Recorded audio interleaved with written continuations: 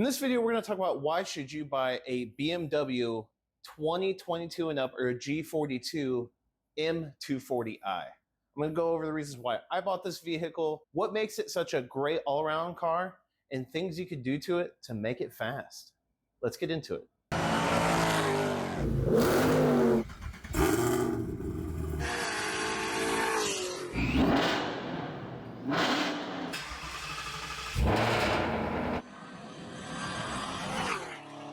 So this is my newly purchased 2023 BMW M240i.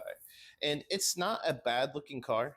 It's probably not the best looking car I've ever gotten, but it's not a bad looking car. These cars are all-wheel drive. It's got the B58TU engine, or like the Gen 2 B58 engine, the same one that's in the Supra that people have made extremely fast. It can hold approximately 700 wheel horsepower reliably with supporting mods with cooling and whatnot. So the power factor and stuff, if you want a fun daily driver, it's there.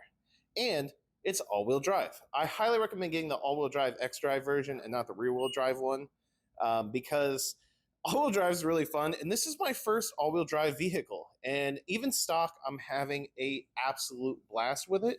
This car can run anywhere from a best time of 3.6 to up to 4 seconds, 0 to 60 consistently. So a 3.6, 0 to 60 is very good. So the engine and the capabilities of this vehicle are good. Now, comfort, it's a BMW.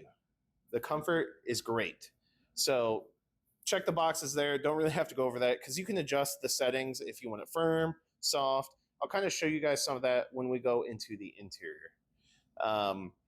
The car is a little heavy, though. It comes in around just over 3,800 pounds. But I do want to go back to the aspect of making these cars fast. Check this out.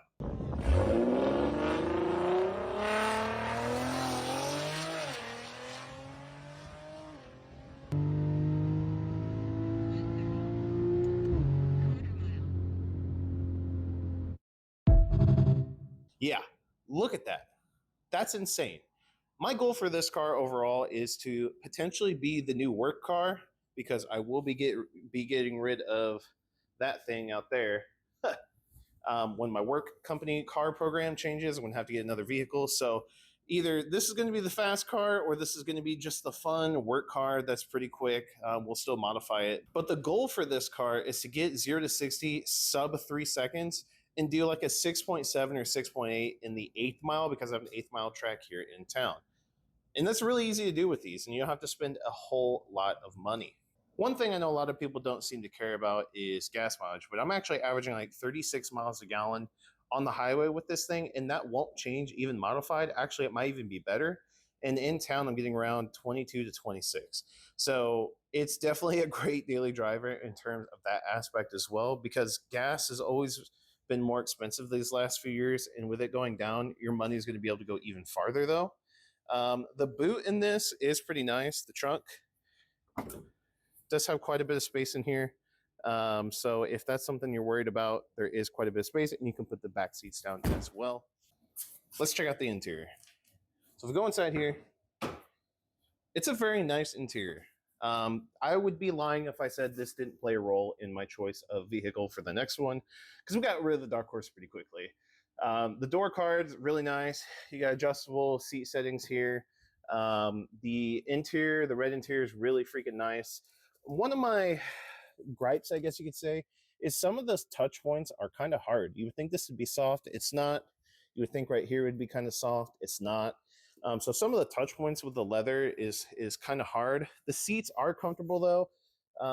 Since this only had like 8,000 miles when I bought it, it has been broken in a little bit. And then you can also adjust this too, which actually, that is a game changer. Never had that before.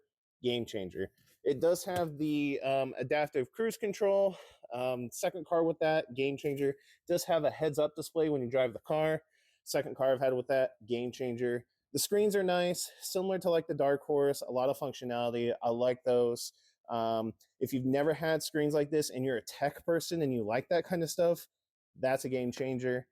Down here is a little bit different from other vehicles. So you've got your sport, comfort, and eco mode. That's nice to access. And you can actually map your sport mode in here for individual. So when you click on it, it maps to your specific sport mode that you have set, your dampening, your drivetrain, things like that. That's awesome. You got wireless charger here. Kind of an interesting mechanism here. Another one of my gripes with this car is it's not much storage to put stuff. So if you're going to want to put stuff away, like your phone or your phone could go there, right? But if you want to put your keys or something, you're going to have to put it here because there's not any extra like room to put stuff. Maybe in the cup holder, but if these are being used, maybe you can put it in the door card.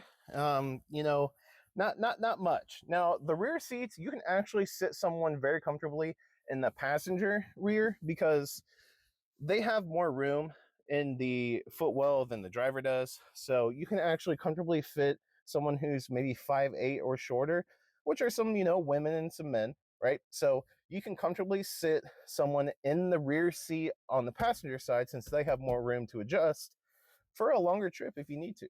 And of course, there's cup holders and stuff back there. They have a nice, even though it's not soft touch like I was talking about here, but they do have a armrest over there as well. So that is actually a plus if you're wanting a vehicle that can haul more than 2 people, but it's still a coupe.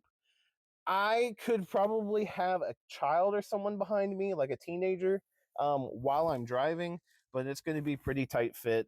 But here are the screens here, as you can see. Very, very nice display. If you hit sport here, it takes you right into the sport individual. See, boom, sport individual. If you click on sport individual, this kind of just goes over, or the configure. I've got damping and comfort, so we can get more weight transfer when we're flooring it. Steering in sport, drivetrain sport, transmission in sport. Sport Plus is kind of rough, and you would only do that if you're racing in Mexico or at the drag strip, in my opinion. But sport overall is perfect. But yeah, I mean, I don't have a lot of complaints with this car. It's got a lot of the tech. It's got things that I cared about when it came to a vehicle.